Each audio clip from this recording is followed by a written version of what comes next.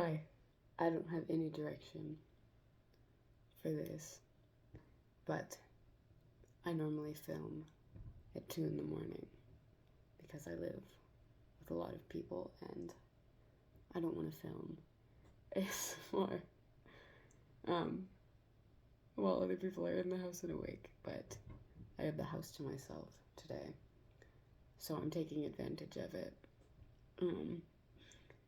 And I am just gonna yap for a while, I think. Um, okay. Oh my god, my hair looks terrible. It's okay. It's okay. That didn't fix it. Um, I have these shelves behind me. Normally, there's a lot more stuff on this shelf. That you can see in my other videos, my 2 other videos. Um, and I have taken it all down to talk about it because I'm a freak. Okay. Um, right. Raise your hand if you've ever heard about the video game Amori. Um, I was really into it. One of my friends got me into it 2 years ago. Um, and it was on Xbox Game Pass for a while. And so I went to one of my friend's house for a sleepover and they had Xbox Game Pass. So I was like, "Oh my gosh, let's play Amori together." But he had to install it. So while Amori was installing, we were looking through the games that he already had downloaded, and one of those games he had downloaded that caught my eye was Alice Madness Returns. It's also on Game Pass. Still on Game Pass. If you have Game Pass, go play it. um, and I was like, "Oh, that looks cool. That looks fun. Let's play that while we wait for Omori to install." And so he did. And I really like the aesthetics of the game. I like the voice acting. The voice acting is actually a little bit goofy, but who cares? It's fun. It's campy. Um, and he said to me verbatim, "This game plays like it's a sequel, but it's not. It's a standalone game." And I was like, "Huh, interesting." And I went home the next day, and I have Xbox Game Pass, so I was like, "Oh, I'm gonna install this game. That sounds fun." So I installed it, and I started playing it. You open the game if you have it on console. You open the game, and the game's main menu. It's like new game, load, blah blah blah, all the game stuff, and at the very bottom, it will say, "Play American Mickey's Alice," um, because the game is not a standalone. It is a sequel, and it tells you that in the main menu of the game. Um, this is not going to be as amusing to anyone as it is to me. Um, it's very funny to me though. Um, and I did not play the first game. I played the second game. I opened the first game because I was like, I should play the first game first. And then the graphics were not as good as the second game, and I was like, I'm gonna play the second game first because I've already seen some of the second game. And so I did. I played the second game, and I was like, wow, a lot of that didn't make sense. It does. It makes sense if you like really lock in and pay attention to what's going on, which you should if you're playing a video game. Um, but playing the first game helps, as you can imagine, with a video game. So I just after I finished the game, I decided to play the first game, and the first game kicked my ass. Um, it came out in 2000, and it's very heavily a platformer, and it was not built to be a platformer, but it was, and so it's a really difficult game, and it made me so mad. It pissed me off while I played that game, but I saw it to the end, and um, I've played the first game through once. I've started other playthroughs of it. And I've gotten decently far in it, but I've only ever beat the first game that one singular time. The second game However, I really liked the second game. Um, and I think I've played through that game all the way through like 13 times. 13, 14, somewhere like that. Um, the currency in this game, there's currency that you can use to upgrade your weapons. It's teeth. And you retain your teeth in a new game plus. And I think I have somewhere like 50,000 teeth, which for playing the game 13 or 14 times maybe doesn't sound like a lot, but you get like 3 teeth per enemy you kill, okay? It's a lot. Um, so I got really into this game, like freakishly into this game. It was all I would talk about for a while. My sister and well, I got my sister into the game because I would not stop yapping about it. So finally she played it. And I'm a really horrible backseat gamer. So I I would sit there and I would watch her struggle with this game and it would make me so mad. But she played it anyway and she got really into it. So for Halloween, one year we dressed up as Alice in the Cheshire Cat because it's an Alice in Wonderland game. It's like a psychological horror take on Alice in Wonderland. I could have mentioned that had I thought about it. Um, Point is, I'm a freak about these games. Um, so, for my birthday, my 16th birthday, I think. Um, oh, damn. I've known about these games for longer than 2 years. I'm an adult now. Okay, well, for my 16th birthday, I think it was, um, my father knew that I was a really big freak about these games, so he spent quite an amount of money on the official figures. This one, it's very sad. The plastic is damaged. It's just like kind of bent inward, and I can't fix it.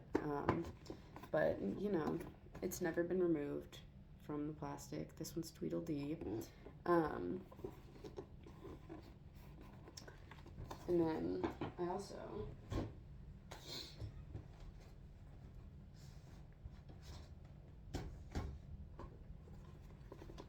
got the rabbit. Now, something you might notice about these characters, if you have no idea what this game is they're all incredibly ugly. They're really ugly. Um, all of the characters in these games are really ugly looking. Um, and I I can't tell you why. I mean, they're it's they're fun character designs and I love them, but they're pretty ugly.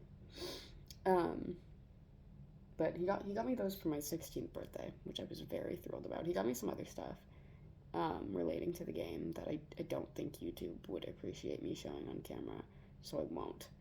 Um, because they're dangerous weapons, and YouTube doesn't want to see that. So, um, I also got like 80 something dollars for my birthday that year. And so with that $80 that night, the day I got it, and also those 2 figures, I went on eBay and I I looked for other figures from the game, and I got into a very serious bidding war with someone, and I won because yeah, Mama didn't raise a quitter, and I got the Alice in Cheshire Cat figures. I'm recording this on my phone, so it's really difficult to show the figures, but they're very special to me.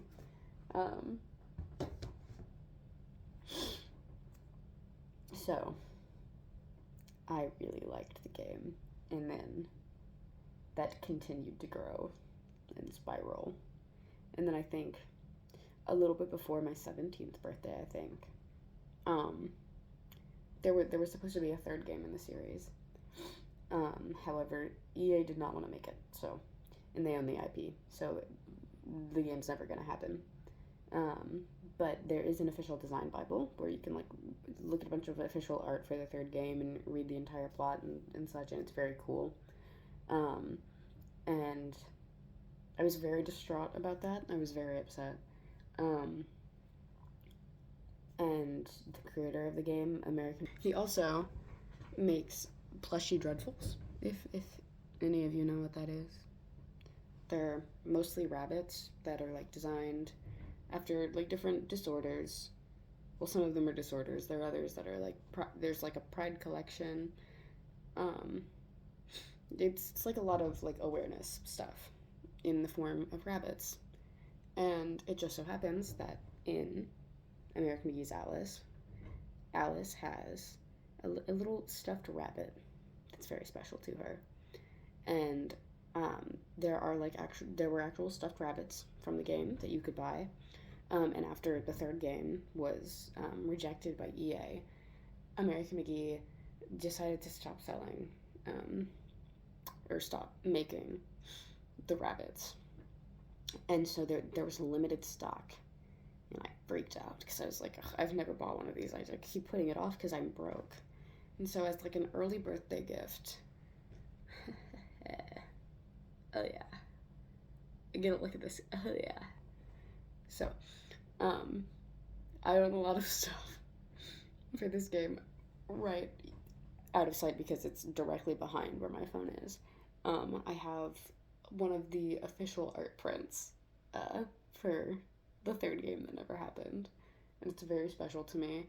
I also have a clock on that wall that has Alice on it, and then right above my bed over there, I have another poster for the game. Um,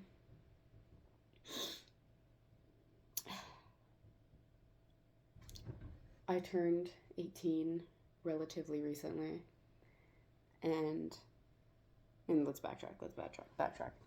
I have really been wanting a physical copy of the game as like a collector's item, um, and so I was like looking at GameStops and such, and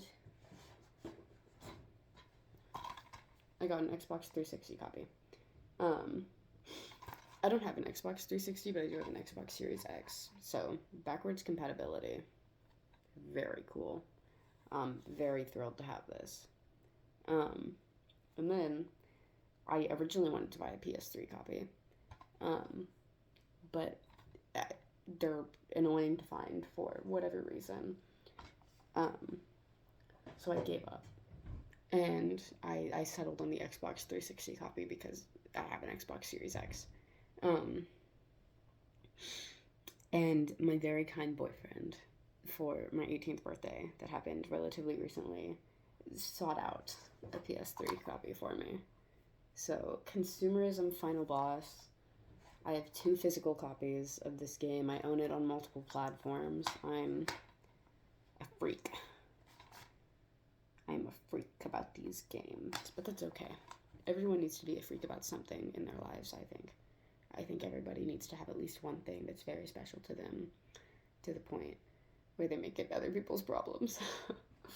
And for me, that thing is American McGee's Alice. Um, it is a special place in my heart. I guess that's all I have to say about it right now. I could go on. I could sit here and explain the entire plot of the game. Um, for a really long time, I wanted to make a video essay on it, which I think would be a bad idea because I don't have a microphone. Or, I film on my phone. I have no camera equipment. It would be a really shitty video essay. Oh my god, video essays would be so fun to make, by the way. Oh, I've been watching so many Amberlynn Reid video essays by Rachel Reacts. They're very entertaining. Um, oh gosh, I would love to make a video essay. I think I just don't have the equipment or time for it. Um, I have a job, and I'm working on joining the Air Force, so I think video essays are probably off the table for me at this stage in my life, but it would be fun. I would love that. Um, anyway, I for a really long time wanted to make a video essay on these games, just like talking about the general plot and theories and my interpretation of the game because that's something that like kind of pisses me off to an irrational degree. It upsets me watching other people's video essays on these games and so completely misunderstanding the story. It makes me angry to an irrational and upsetting degree that I like probably need some sort of evaluation. But um, speaking of the Air Force, I had a meeting with my recruiter recently um, to talk about MEPS, and there was another applicant there with me, and my phone was face down on the table while our recruiter was printing out papers for us. And on the back of my phone, I have a little sticker of the Cheshire Cat from these games, and she recognized it. And we talked about the games, and oh my god, when I tell you, I freaked in the recruiter's office. Um, I'm abnormal about these games. Um, oh, anyway, I really wanted to make a video essay on it. It would be titled American McGee's Alice, the Eighth Wonder of the Ancient World. Um, and I imagine it would be roughly 12 hours long if I got all of my thoughts down in the video.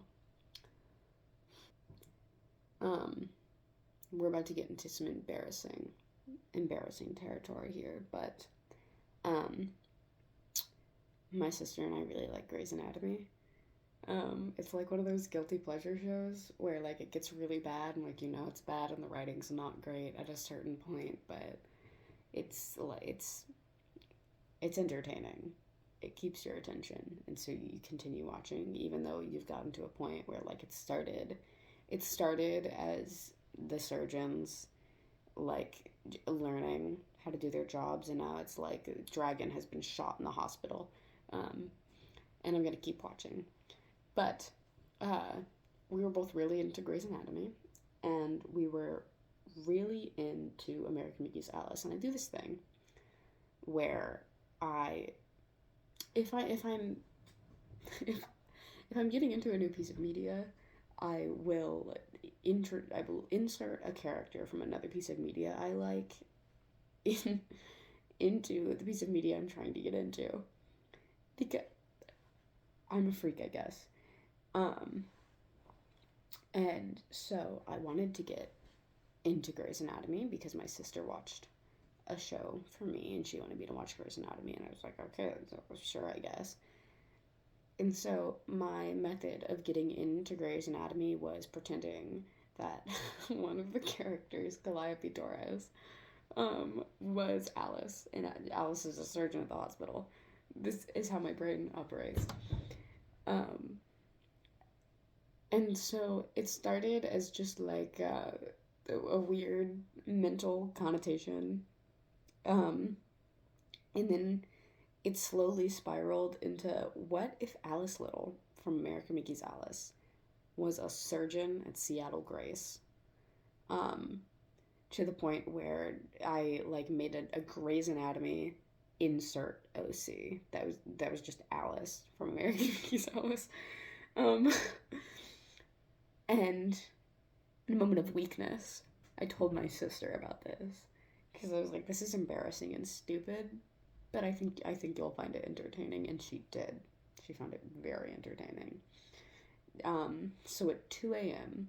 one night, we sat down and we started talking about an American McGee's Alice, Grey's Anatomy crossover AU. Um, and where the main two characters were Alice and Elizabeth Little from American McGee's Alice, and they just happened to work as surgeons in the hospital in Grey's Anatomy. Um, and we got way too into it at 2 a.m. to where we started like writing down like different plot points and how we would insert them into like the arcs of the show. and we wanted to come up with our own name for it, so we called it Grey's Lobotomy. Um, I think that was a moment of comical genius that I don't know that I'll ever peak like that again. Um, so we we made all of this up and we started writing it, and we got way too into it. And now it's like the kind of thing where we get a new interest, and if it's something that we're like seriously interested in, we're like, well, add it to Grey's Lobotomy. Um, it's become like a weird collection of all of our interests just shoved into Grey's Anatomy. Um, I like to write. I'm a writer at my heart. Um, and I have an original story I've been working on for a very long time. Um, that is about a woman who works for the FBI who also happens to be a serial killer, which kind of sounds like a really lame ripoff of Dexter. And I didn't know what Dexter was when I came up with that, so that was a little bit disappointing to hear about. But I think it's evolved um, to be very different from Dexter.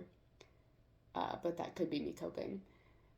Point is, I I am very into this. It's a long-standing passion project of mine, and um, we wanted to include it in Grey's Lobotomy.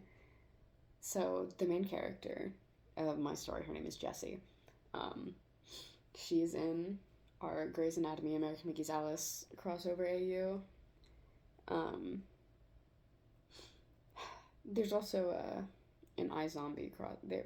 It's everything. There's a crossover of everything in it. This is embarrassing.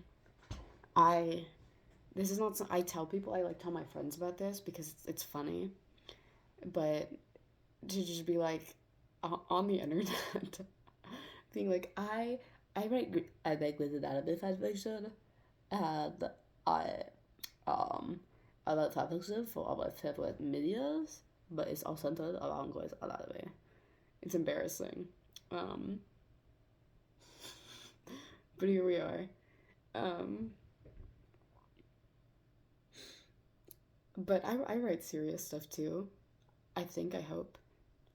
Um, I have a lot of original stories. Um, a lot, like four, that I care about. Um, there's the one I was just talking about. That's the working title is A Sensible Hunger.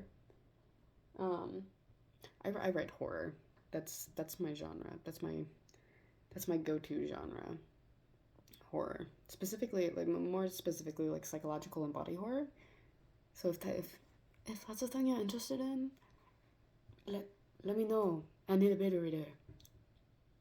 My beta reader lives in Germany, and so when I'm asleep, she's awake, and when I'm awake, she's asleep. So it doesn't work out well.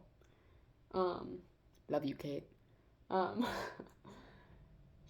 um, a sensible hunger. That's my big project. It's at this point I'm working on a second draft of it because the first draft was really bad. I mean, I was just getting ideas out on paper and writing down the general plot, and it's really awful. So I'm using that as an outline, and I'm writing a second draft.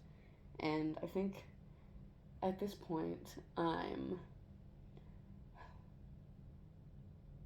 not even a third of the way through it, and it's sitting at about 31,000 words right now, I think. Um, it's it's about a woman named Jessie who is a serial killer. Um, but it's less about her being a serial killer and more about her slowly going insane because she has undiagnosed antisocial personality disorder, and that doesn't pan out well for her. Um, I've been working on that for a little over 2 years now. It's very special to me. I have um,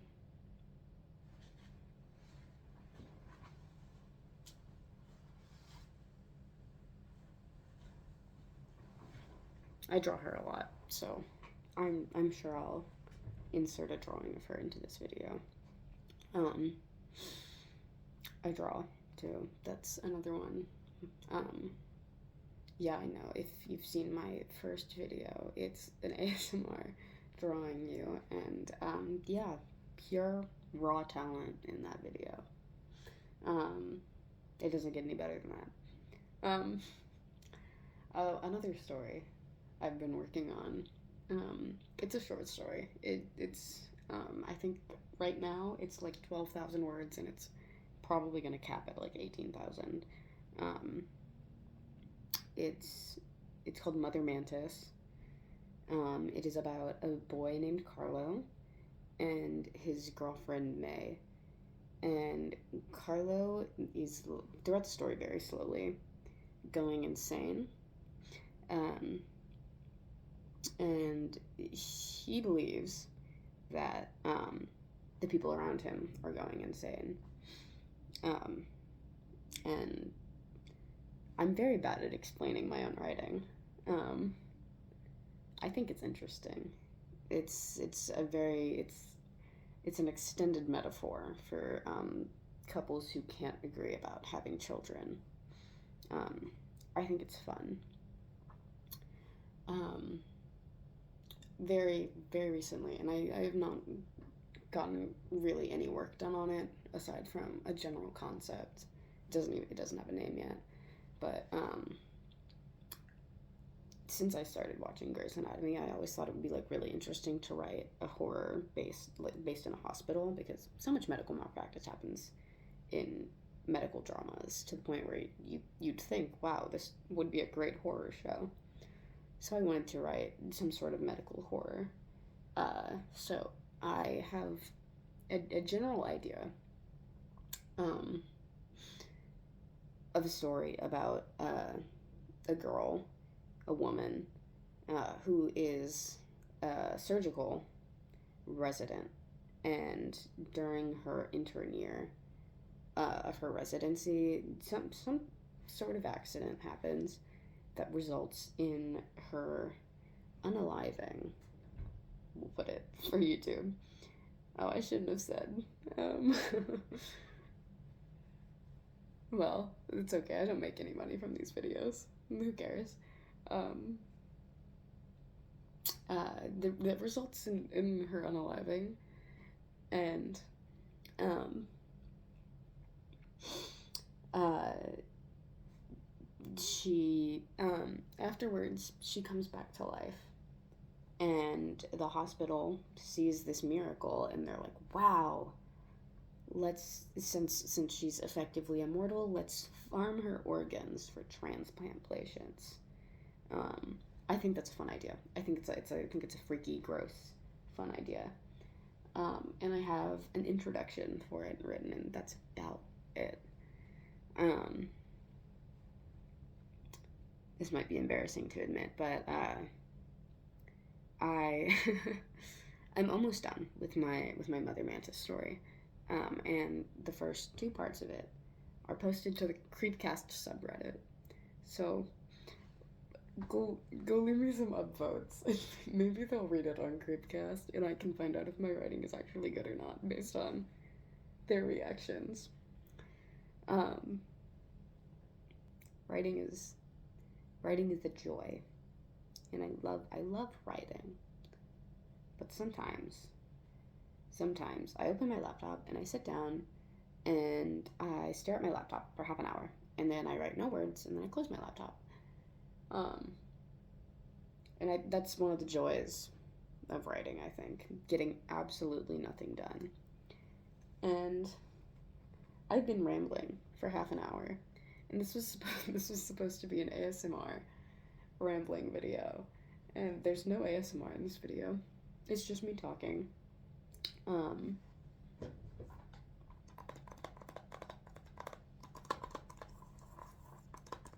right, there's your ASMR. Um, I have nothing else to say. So, I hope you enjoyed. Like and subscribe. Um, um, tag Wendigoon in Meat Canyon and say, hey, Samuel over here, he that's the author that you want to read. So, get me on Creepcast. Um, that's all, that's all I have to say. My dog's huffing and puffing on my bed, so I'm gonna stop yapping now.